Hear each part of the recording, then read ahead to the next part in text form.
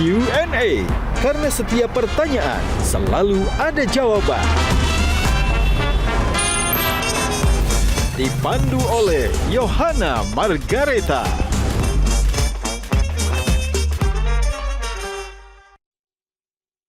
Dipersembahkan oleh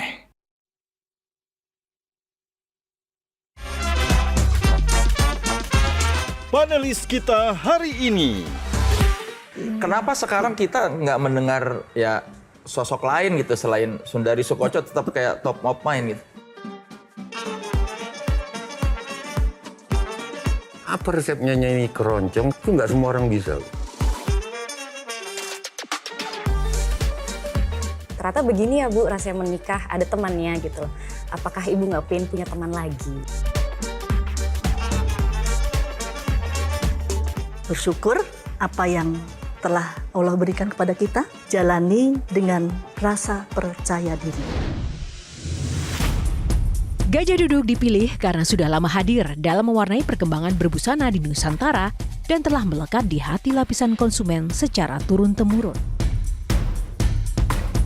Perkembangan sarung sedemikian pesatnya sehingga sekarang tidak hanya dikenakan oleh pria sebagai outfitnya, karena kain sarung Gajah Duduk menawarkan kenyamanan yang sesungguhnya serta tidak bisa dibandingkan. Hal ini sesuai dengan tagline kita, Legenda Nusantara, bahwa sarung adalah budaya kita, sarung adalah Indonesia.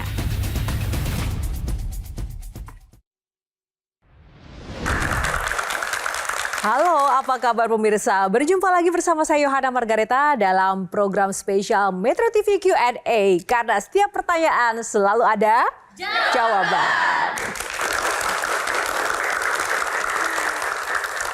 Terima kasih kepada pemirsa yang sudah setia menonton Q&A setiap minggunya dan juga terima kasih untuk rekan-rekan mahasiswa yang sudah ada di studio. Terima kasih teman-teman dari Jakarta, terima kasih waktunya. Dan seperti biasa, Q&A kali ini kembali menghadirkan sosok inspiratif.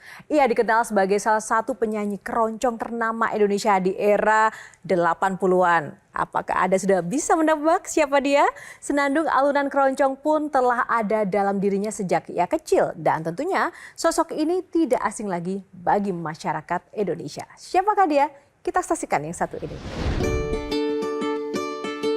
Keroncong, salah satu genre musik yang telah ada dari lama di Indonesia. Salah satu penyanyi keroncong legendaris Indonesia yang telah mengukir namanya dalam dunia musik tradisional ini adalah Sundari Soekotjo. Sejak muda, ia telah terjun ke dunia seni suara, memperkenalkan keroncong kepada banyak generasi. Dan berhasil membangkitkan kembali minat terhadap musik tradisional ini di tengah arus musik modern. Dedikasinya yang tak kenal lelah berjasa besar dalam mempopulerkan dan mempertahankan warisan budaya keroncong, terutama lewat kiprahnya di dunia pendidikan. Oleh karenanya, pantas saja jika Sundari tak terganti.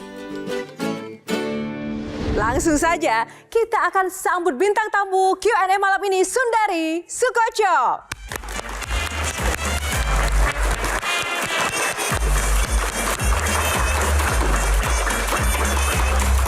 Sundari, apa kabar? Kita tuntun Mbak Sundari. Tetap cantik loh Mbak Sundari, apa kabar? Selama ini kemana aja? Kabar baik, masih ada. Masih ada. Di sini. Coba teman-teman kita lihat Mbak Sundari tetap tak berubah penampilannya. Apa rahasia awet muda dan cantiknya sih Mbak Sundari? Tetap berserah diri kepada Allah dan tetap semangat dalam hidup. Dan yang terakhir, tetap menyanyi keroncong. Wih. Menarik Mbak Sundari, nanti kita akan berbincang banyak, ada box-box yang nanti akan kita pilih untuk mengupas dan juga mengupdate informasi terkini terkait sosok Sundari Soekotjo di era saat ini dan tentu saja musik keroncong di tanah air. Kita persilakan Mbak Sundari untuk silakan duduk Mbak, tepuk tangan untuk Mbak Sundari. Di Q&A seperti biasa ada aturan untuk nanti kita bisa berbincang-bincang. Ya, itu ada box yang nanti silakan dipilih nomor favoritnya berapa. Kita buka boxnya sesuai dengan topik yang sudah kami siapkan untuk Mbak Sundari. Nah, tapi yang pasti tidak akan sesusah menyanyi keroncong ya Mbak. Untuk box pertama nomor berapa yang dipilih? 4. Nomor 4 ya, nomor 4 kita buka box nomor 4. Putri Keroncong. Mbak Sundari, kalau yang saya tahu Mbak Sundari sudah sejak kecil bergelut dengan dunia musik keroncong. Awalnya seperti apa dan apakah memang punya cita-cita menjadi penyanyi keroncong? Dari kecil saya 3 bersaudara, di mana perempuan semua, saya nomor 2. Ibu saya mendidik dengan keras karena bapak saya seorang tentara. Nah, beliau melihat bahwa saya mempunyai bakat menyanyi. Oleh karena itu pada umur 9 tahun beliau sering mengajak saya ke tempat-tempat yang ada pertunjukan menyanyi. Dan beliau berkata kepada bapak saya, ini anak suaranya lumayan loh. Kayak gitu. Nah, saya dibawa ke radio Angkatan Udara. Di situ saya disuruh nyanyi. Disuruh menyanyi dan diwawancara oleh penyiarnya di sana. Sundari nanti kalau sudah besar mau jadi apa? Katanya. Mau jadi penyanyi. Saya bilang gitu.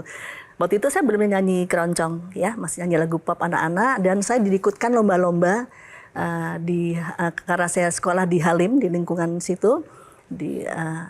Lalu saya sering menjadi wakil dari SD Halim karena juara seluruh SD Halim penyanyi gitu. Terus akhirnya saya sering melihat bapak saya latihan di rumah, yang nggak tahu itu namanya itu musik keroncong dengan teman-teman beliau tentara juga. Jadi bapak saya itu seorang tentara yang hobi menyanyi. Katanya ibu saya beliau tuh pernah juara menyanyi keroncong tapi nggak pernah mau ngaku.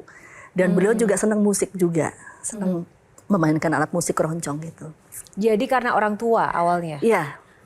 Katanya juga Mbak Sundari padahal waktu kecil itu juga sempat menolak kalau disuruh latihan keroncong ya Mbak? Iya, pada saat itu menolaknya begini, karena tentunya di masa saya umur 10 tahun itu pastinya saya ingin dunia anak-anak yang ada di pikiran saya, kepingin main dengan teman-teman. Tapi di saat saya harusnya bermain, saya harus latihan di situ, latihan dengan musik keroncong. Nah, akhirnya tuh saya agak sedikit ngambek kadang-kadang kalau disuruh latihan, pura-pura mules lah, pura-pura sakit gigi, tapi ibu saya tahu. Dan beliau dengan sabar mengatakan, coba Dok, senangin bapakmu, katanya gitu. Coba ikut latihan ya, 1-2 lagu, setelah itu kalau mau main-main silahkan, katanya gitu. Akhirnya jatuh cinta dengan musik keroncong? Akhirnya ternyata keroncong tuh sangat indah. Bagaimana menjaga eksistensi musik keroncong bagi seorang Sundari Soekoco yang kalau saya boleh bilang legenda keroncong yang belum terganti sesuai judulnya, Sundari Tak Terganti ini? Terima kasih. Jadi menurut saya adalah menjaga kualitas diri dalam arti tetap konsisten dengan apa yang diinginkan. Yang saya cita-citakan dari dulu ingin jadi penyanyi, apabila memang menjadi penyanyi keroncong ya terus harus di bidang itu saja, jangan kemana-mana. Menurut saya itu tetap menjaga dan terus latihan dan terus mengikuti perkembangan zaman. Apakah memang bisa seeksis itu musik dan juga musisi keroncong saat ini? Ini PR ya buat saya. Perlu rasa kesabaran, penuh kesabaran dan perlu dedikasi tinggi yang untuk menuju apa yang kita inginkan sebenarnya. Berusaha mengikuti apa yang ada tren-tren saat ini. Jadi ini menurut anak saya ya, Intan, kebetulan beliau pernah mengatakan bahwa orang tahu ibu penyanyi keroncong di umur-umur yang seumuran mamahnya teman saya atau bapaknya. Saya tahu ibu penyanyi keroncong karena ibu-ibu saya gitu. Nah, ibu tolong perkenalkan musik keroncong ini kepada teman-teman yang seumuran saya supaya mereka tahu. Nah, setelah itu saya mulai terbuka bahwa saya tidak boleh menutup diri dalam arti harus menyesuaikan dengan masa atau zaman pada saat ini. Dimana kalau dulu saya harus tampil dengan memakai kebaya dan menyanyi keroncong dengan musik keroncong asli, tapi di suatu ketika saya harus bisa menyesuaikan diri tampil di hadapan generasi muda itu dengan misalnya kebaya encim, rambut tidak usah disanggul, dan bersosialisasi kepada mereka, memperkenalkan musik keroncong itu kepada generasi muda. Itu saya rasa sudah saya terapkan. Kebetulan saya bersama-sama Intan membentuk sebuah yayasan namanya Yayasan Keroncong Indonesia atau disebut Yakin. Dan kita membuat suatu pertunjukan-pertunjukan di mana generasi muda segala macam genre musik itu bisa berkolaborasi dengan keroncong. Itu yang saya lakukan untuk mengempur supaya generasi muda ingat kembali bahwa kita harus bangga kita punya musik keroncong gitu. Yang harus Tapi Mbak dilestarikan. sebagai seniman, sebagai musisi itu selain juga memiliki passion dengan musik yang dipilihnya, kan juga bagian dari pilihan hidup dan mungkin juga penghasilan hidup begitu. Nah, dengan musik keroncong sendiri, apakah mendapatkan dari aspek pendapatan material yang sesuai, Mbak? Alhamdulillah, intinya gini, rezeki kan tuh Allah yang atur ya. Mengenai apa yang saya dapatkan atau talenta yang diberikan Allah pada saya bisa menyanyi, itu adalah nilai lebih untuk saya. Mengenai rezeki yang itu, alhamdulillah saya bisa memanage selama itu saya memanagenya dengan baik, dengan tepat, sesuai dengan apa yang kita inginkan di masa depan, insya Allah akan terbayarkan semuanya, gitu, akan terselesaikan. Kalau untuk job-job menyanyi di era saat ini seperti apa, Mbak? Untuk era saat ini setelah pandemi ini memang nggak sesering dulu ya, gitu. Terdampak juga dengan kebijakan efisiensi anggaran pemerintah saat ini nggak, Mbak? Pastinya begitu. Oh iya, Mbak. Iya. Lebih Gitu. sepi begitu ya, Mbak? Lebih sepi daripada beberapa sebelum pandemi. Jadi teman-teman semuanya, Mbak Sundari ini juga seorang dosen. Dan dulu juga sempat bergelut di bidang politik ya, Mbak. Jadi lebih suka yang mana, Mbak, dari 3 bidang itu? Yang pastinya menyanyi. Ya, dunia menyanyi dan pendidikan itu. Saya rasa kalau dunia politik ya cukup saya mengenalnya aja pernah terjun ke situ. Saya rasa saya lebih cocok ke yang 2 tadi itu aja. Nah, kayaknya ada Lebih yang, srek, karena- kayaknya ada yang kapok nih ya. Nanti Karena kita akan bahas lebih lanjut. Jangan sekarang, Mbak. Kita jeda dulu, sesaat lagi Q&A akan Monggo. kembali. Karena setiap pertanyaan selalu ada jawaban.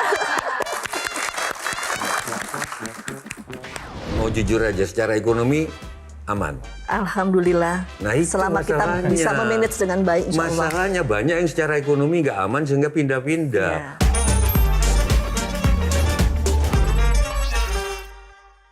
Dipersembahkan oleh Jelajahi cara baru mendapatkan informasi. Download Metro TV Extend sekarang.